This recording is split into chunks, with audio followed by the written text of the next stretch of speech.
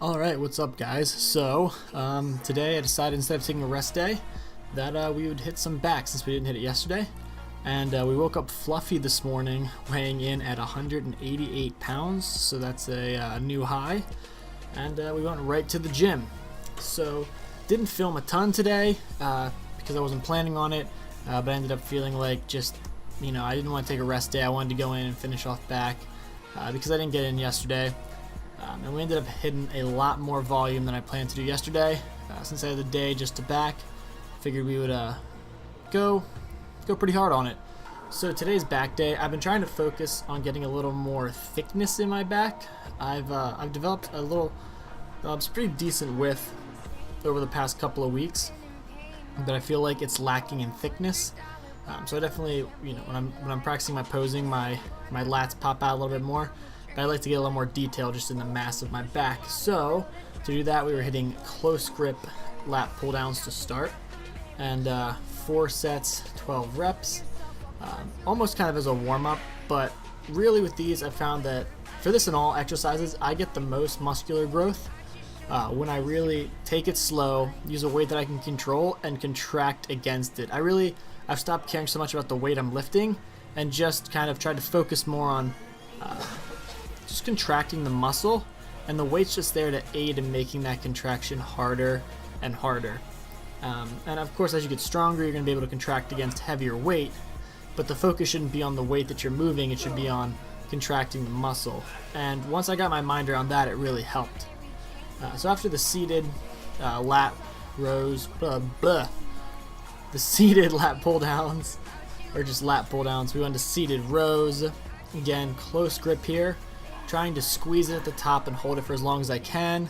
And once my grip or my back gave out, then we would kind of pump it at the end with a little less strict form. Again, trying to take the muscle beyond failure. After that, we moved into our last non-supersetted exercise for the back, which is dumbbell rows. Now, a lot of guys go way too heavy on these, and even though I'm using a pretty big dumbbell, I think it's 95 pounds, I'm really focusing on letting it, my body come down with it, and then I move my torso up a little bit, but I'm trying not to let that momentum aid the movement. I'm trying to retract my scapula first and foremost and have that lead the movement, so that the muscle tissue itself is moving it and not the up and down motion of my body. The up and down motion of my body is just to get my back into a better ergonomic position to squeeze my lat harder as I'm pulling through the movement. So it's a little nuance that it takes a while to get right, but once you get it right, you'll feel that you can squeeze your back better when you have a little bit of sway in it and you're not so rigid. Anyway, after hitting the single arm rows, we went into a superset where I did narrow or neutral grip pull-ups, aiming for about 12 reps. Not perfect form here, we're talking constant tension reps. So really trying to do as many as I can without relaxing at the bottom, and then when I finally have to, take a rest at the bottom, stretch it out, and try to get to that 12th rep. From there we go into this low pulley neutral grip row. Now these are something I've been experimenting with lately. I feel like it gives me a really good stretch. They're kind of like a seated row.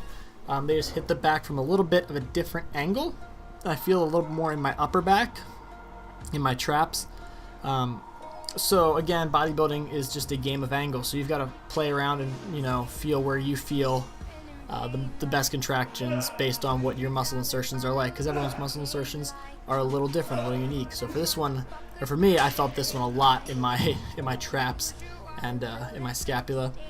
And our final exercise superset for back was a stiff-armed pullover with a cable.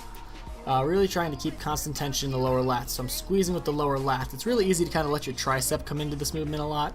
And as you're getting tired, you can have sloppier form, and you'll notice at the end here my form deteriorates pretty fast and I start losing tension, and I ended up lightening the weight after that. But with those, if you can use a light weight and really squeeze the lats, it's a great way to burn them out at the end because that movement really isolates them. And I supersetted that with underhanded, so it's kind of like an underhand T-bar row.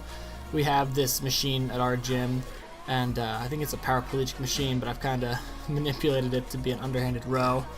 And this hits the very lower part of the lats as well, except more towards the mid part of my spine, I've noticed.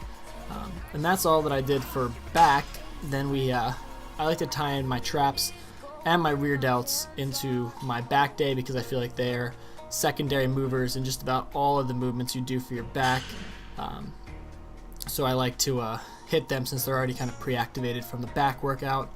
For traps here, we did barbell shrugs, again 4x12, supersetted with plates where I do kind of rolling shrugs, forward to back, back to forward. Again, there's no real literature that shows that does any difference, but I like the way it feels, and I can feel really good contraction. I did do a superset for rear delts, but I forgot to film it. It was bent over delt flies and face pulls. And that finished off this workout. Definitely was feeling better today. I think, not going through the whole workout yesterday was a good idea. I was a little tired, a little worn out from the week of classes. So this workout, I got a really good pump, a really good sweat going. And I think it goes to show that you got to listen to your body sometimes and, hit it when it needs to be hit. But there's also times where you're just going to need to take some time to yourself. Alright, so that was our back workout of the day. It was kind of nice having to only do one body part. I could really kind of isolate it. It felt good. Got a really good workout in. It felt good to just kind of have the energy back that I didn't have yesterday. Again, you got to recognize that like growing and stuff, it's a marathon, not a sprint. So even though you want to do everything you can every day, day in and day out, there's some days where you just got to listen to your body and not hurt yourself. And yesterday was one of those days, and today we came back with a vengeance, so it felt good. Tomorrow we should be doing shoulders, biceps, and triceps, and that'll put us right back on track. So I'm around 190 now, so we started at 175 to 180 was where we started.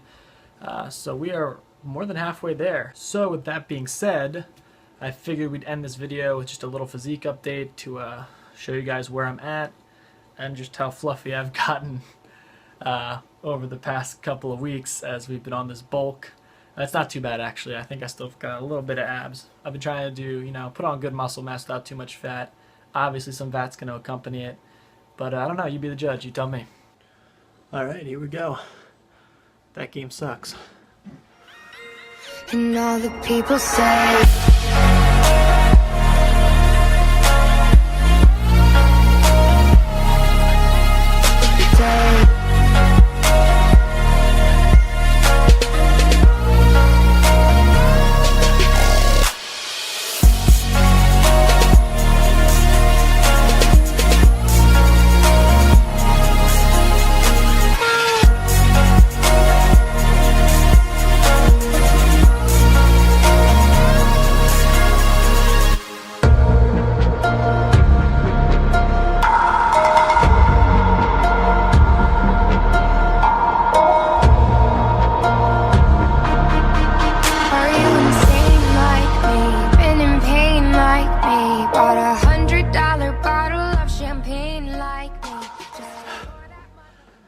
So, definitely a little fluffier, but not too bad. I definitely feel bigger, that's for sure, but I think there's still a lot more to go. I think we got a lot more room up here in the chest before we get to 200, so hopefully all that weight goes right here. But I hope you guys enjoyed, and please like, comment, and subscribe. And I will see you in tomorrow's video. Have a good one, guys. Peace. Give me your hand and we'll make it there soon. Life is just one beautiful view. We'll eventually get there. This is the pursuit. This is the pursuit. This is the pursuit.